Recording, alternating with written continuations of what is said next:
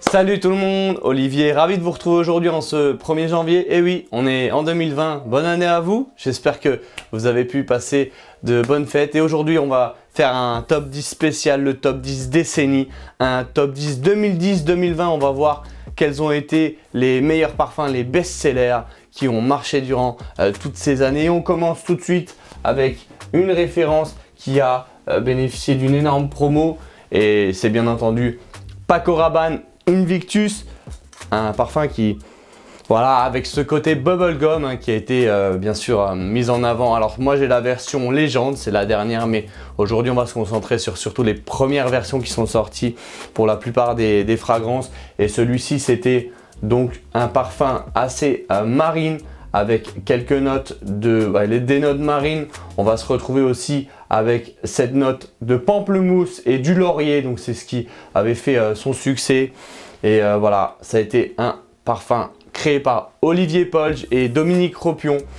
C'est un peu pour moi la décennie de Olivier Polge, on va le voir aujourd'hui. Olivier Polge qui est désormais le nez de Chanel, mais celui-ci est bel et bien une création de Olivier Polge et donc un gros succès sur Invictus, premier du nom. Et puis moi j'aime bien la version Aqua et celle-ci la Legend hein, qui est vraiment ce côté bubblegum, la version intense c'est vraiment sympa. Et donc c'était Invictus qui a aussi très bien marché. En numéro 9, une autre fragrance que tout le monde a pu connaître, qui est un véritable succès. Et je pense que hier soir, pour ceux qui sont sortis, si j'étais sorti, ça aurait été celui-ci que j'aurais porté. C'est bien évidemment Dolce & Gabbana The One.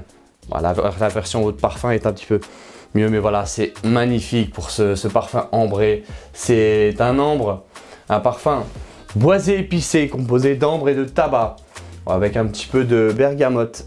Non, c'est du gingembre. À chaque fois, je fais l'erreur. C'est pas grave. Et de la cardamome, voilà. C'est un magnifique parfum.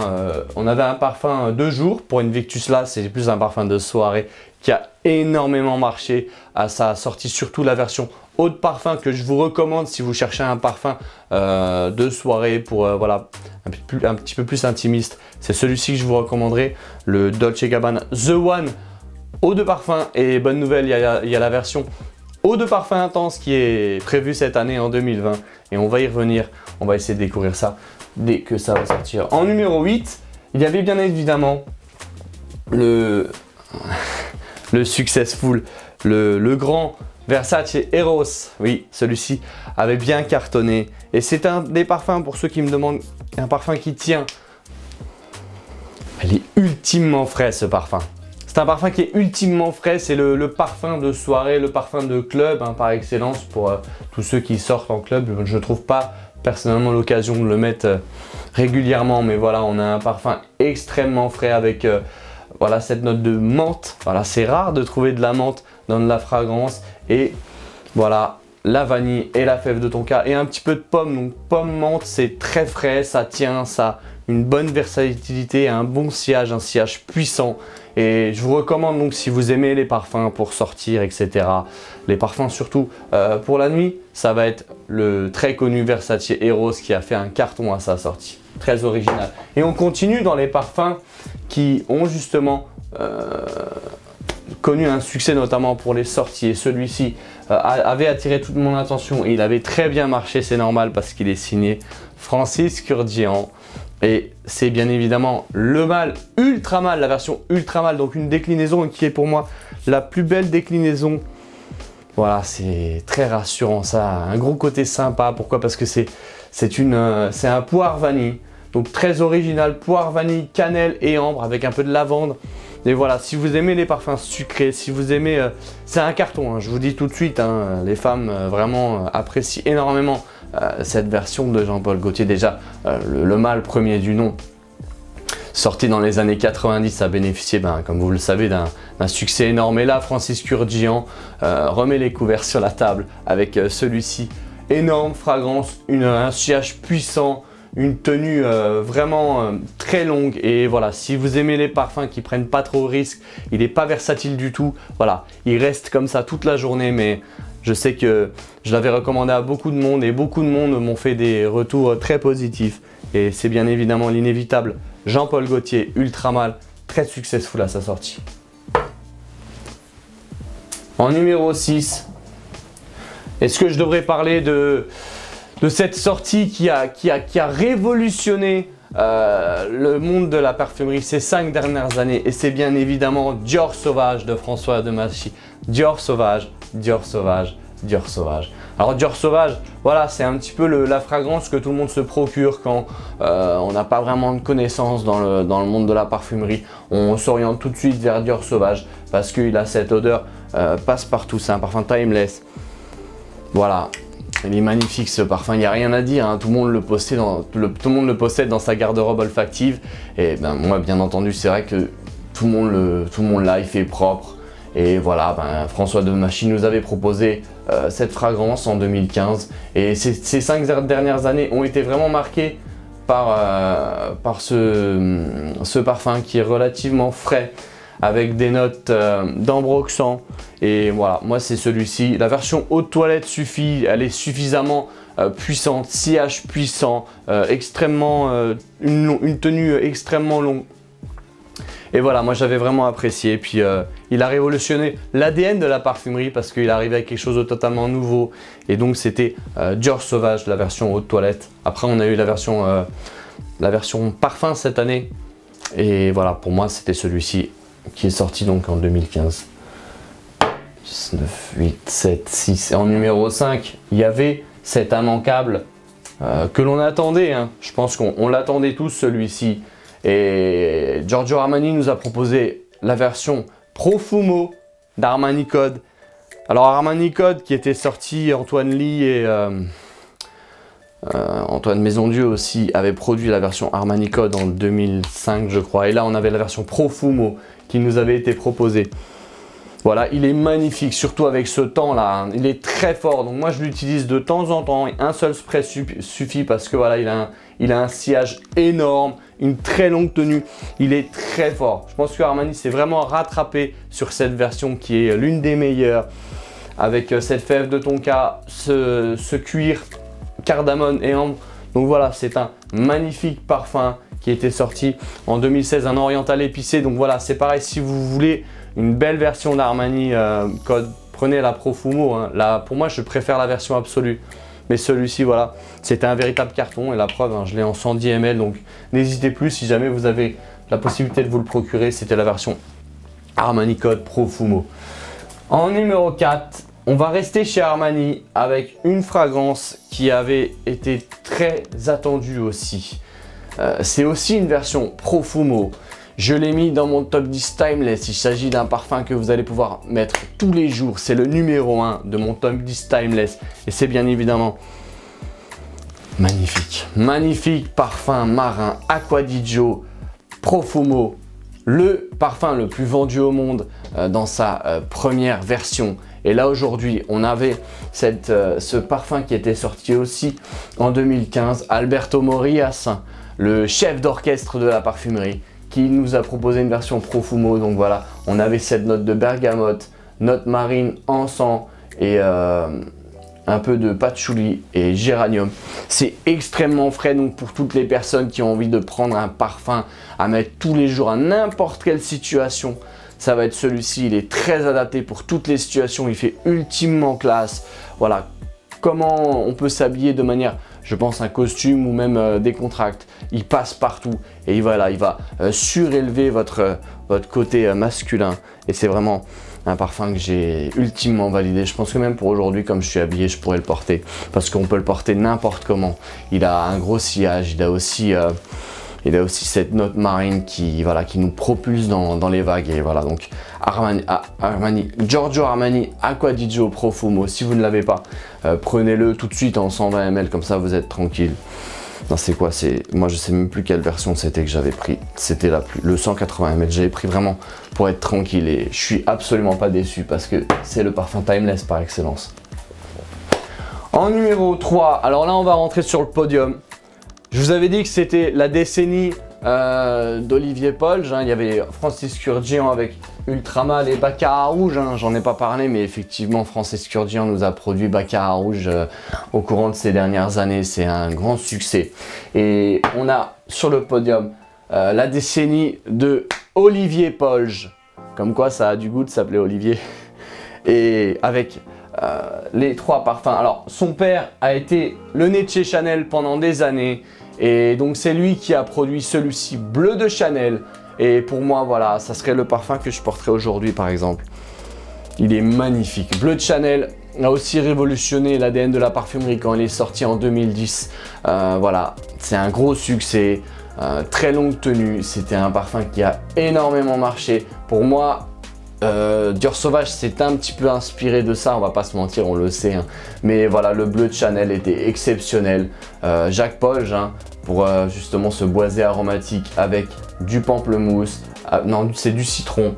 On a aussi du gingembre. On a quelques notes de menthe. Et on a aussi cette note d'encens, exactement, c'est bien de l'encens, donc un magnifique parfum que tout le monde possède dans sa garde-robe. Voilà, pour les commerciaux, je le recommande pour voilà, pour un jeune papa, pour toutes les personnes qui ont au-dessus de 25 ans. Prenez bleu de Chanel si c'est pas encore fait. Moi j'ai la version eau de parfum, l'eau de toilette est très bien. Et voilà, donc réalisé par Jacques Polge et une révolution dans l'ADN de la parfumerie aussi à sa sortie. Voilà, et enfin on poursuit avec en numéro 2. Je vous parlais de Jacques Polge et d'Olivier Polge. Jacques Polge n'est plus chez Chanel, c'est son fils qui a repris la maison en 2014 je crois. Et avant de passer chez Chanel, Olivier Polge a produit d'innombrables pépites. Il a produit d'innombrables pépites comme on avait vu Invictus tout à l'heure. Il a fait La Vie est belle aussi. Il en a fait énormément et notamment celui-ci, Dior Homme Intense. La classe de l'homme qui veut avoir la classe. Voilà, si vous portez un costume noir ou si vous êtes bien habillé, la définition du mâle alpha se traduit à travers Dior Homme Intense. Je vous garantis que ça c'est une fragrance qu'il se faut d'avoir dans son osmothèque, tout simplement parce qu'il est unique. C'est un parfum qui comporte de l'iris et voilà, moi je me rappelle combien de souvenirs j'avais avec Dior Homme Intense. La première fois que je l'ai porté, je suis monté dans cette voiture et voilà, elle m'a regardé, elle m'a dit toi t'as changé de parfum, mais abasourdi par cette odeur magnifique pareil hein. Et voilà, Olivier Polge avait justement créé cette pépite qui a été sortie en 2007 et en 2011. Moi j'ai la version 2011 avec de l'iris, avec de l'ambrette, de la lavande, quelques notes de poire et aussi des notes de cèdre de Virginie. Voilà, il est unique. Si vous voulez la définition du mâle alpha, le mâle qui a la classe, l'homme qui vraiment assure, qui est complet dans une perspective de séduction, je vous recommande très vite la version Dior Homme Intense. Et il va y avoir Dior Homme et Dior Homme Intense qui ont été reproposés retraduits cette année par François Demachy. C'est Dior Homme et Dior Homme Intense, le nouveau parfum. Donc j'ai cru entendre que Dior avait retiré l'iris. Il y a des avis qui sont émis comme quoi cette version, donc la version originale, est un peu mieux parce que c'est l'iris qui fait tout le succès de Dior Homme Intense. Et donc dépêchez-vous, je vous dirai de vous procurer la version actuelle avant que Dior ne passe sur la version 2020, le nouveau parfum. Pour moi c'est un immanquable et vaut mieux avoir les deux qu'un seul choix, et si ce n'est quelque chose qui vous plaît moins que la première ou la deuxième version. Je vous recommande donc Dior Homme Intense qui était un gros succès à sa sortie, signé Olivier Polge. Je vous parlais d'Olivier Polge, mais on va rester sur l'une de ses plus grosses créations qui est bien évidemment sur le podium en termes d'originalité. C'est quelque chose qui a vraiment marqué le coup à sa sortie. C'est un des parfums que je recommande pour quelqu'un qui a envie de prendre des risques, de passer au niveau 2. Et c'est aussi Olivier Polge qui l'a créé celui-ci. Je peux vous garantir qu'à sa sortie, on a tous été surpris. Et c'est bien évidemment en numéro 1, messieurs, pour vous, Spice Bomb. Le fameux Spice Bomb d'Olivier Polge qui est sorti en 2012. Il est exceptionnel. Il est exceptionnel, tellement authentique ce parfum, avec un gros sillage, avec une personnalité, avec un charisme. En fait, je pense même que Spice Bomb, il faut se conditionner avant de le porter parce que c'est un parfum qui va venir justement transformer votre personnalité. Voilà, il a ce côté The Mask qui va vous faire un petit peu, voilà, splendide. C'est ça, le côté Spice Bomb. Vous allez complètement changer, vous allez devenir quelqu'un avec beaucoup d'énergie, de dynamisme. Et quand moi je le porte, voilà, je sais déjà, avant même d'arriver dans ma petite bibliothèque olfactive, dans mon armoire, sous la douche, je sais très bien que je vais porter Spice Bomb parce que voilà, c'est vraiment un parfum qui change le comportement parce que voilà, il ose. C'est un des parfums qui prend le plus de risques. Et voilà, pour moi, c'est ça que je mettrais numéro 1 de par son authenticité, avec sa cannelle, avec son poivre rose. C'est le numéro 1 des parfums épicés. Et voilà, les personnes qui ont envie d'élever leur niveau, de passer, comme je dirais, au niveau 2, je vous recommande celui-ci, le Spice Bomb premier du nom. Il y a aussi la version extrême que j'ai rajouté en bonus. Et Spice Bomb avec son tabac, son poivre rose, son cuir et également sa cannelle pour adoucir. C'est un excellent parfum avec une longue tenue et un sillage puissant. Signé Olivier Poge, boisé, épicé, magnifique. Et voilà, la version hiver, donc c'est la version Spice Bomb Extreme qui était sortie également juste après. Et voilà, les deux là en fait, ces deux parfums sont magnifiques. Là on a la référence hiver par excellence, le numéro 1. Je pense que pour moi ça restera le parfum numéro 1 d'hiver, le parfum chalet, le parfum magnifique. Toujours avec cette note d'épices mais renforcée en cannelle. J'étais obligé de vous en reparler. Parce que ces deux parfums, je les ai pas assez mis en avant, notamment le Spice Bomb normal et aussi celui-ci, l'extrême qui rassure, qui est magnifique avec sa vanille, son tabac, son poivre, sa lavande et sa petite note aussi de Carvi. Si vous voulez vous procurer deux parfums extrêmement authentiques avec un sillage puissant, une très longue tenue, n'hésitez plus sur ces deux fragrances qui sont exceptionnelles et qui ont vraiment cartonné. Et pour moi, c'est ceux qui méritaient d'être sur le podium. Voilà, une décennie dédiée un petit peu à Olivier Poge dans son état d'esprit avec sa façon de créer des fragrances. Et Francis Kurkdjian qui est arrivé aussi avec Baccarat Rouge. J'ai pas trop parlé de Creed Aventus et de Baccarat Rouge parce que ce sont des parfums de niche. Mais voilà, je pense que la niche est arrivée avec ces parfums. Et on a pu connaître l'univers de la parfumerie de niche, notamment avec Creed Aventus et également Baccarat Rouge. En tout cas, c'est un très bon pas si vous voulez vous orienter vers la parfumerie, la haute parfumerie française et notamment Creed Aventus et Baccarat Rouge. N'hésitez plus, ce sont des deux fragrances qu'il faut au moins essayer. Voilà, moi j'étais très conquis et donc ce top 10, on a eu beaucoup de changements. Avec Dior Sauvage notamment qui nous a changé. On attend, j'espère qu'en 2020, on va avoir des nouveautés. Je sais qu'on va avoir le mâle Aviator aussi, un nouveau mâle qui va sortir. Ainsi que d'autres fragrances que je mettrai en avant. Je vous remercie pour toute la force que vous pouviez donner. Partagez cette vidéo, likez, abonnez-vous, mais surtout n'oubliez pas, la classe ces 10 dernières années, c'est vous qui la portiez. Allez, salut les fragrances lovers.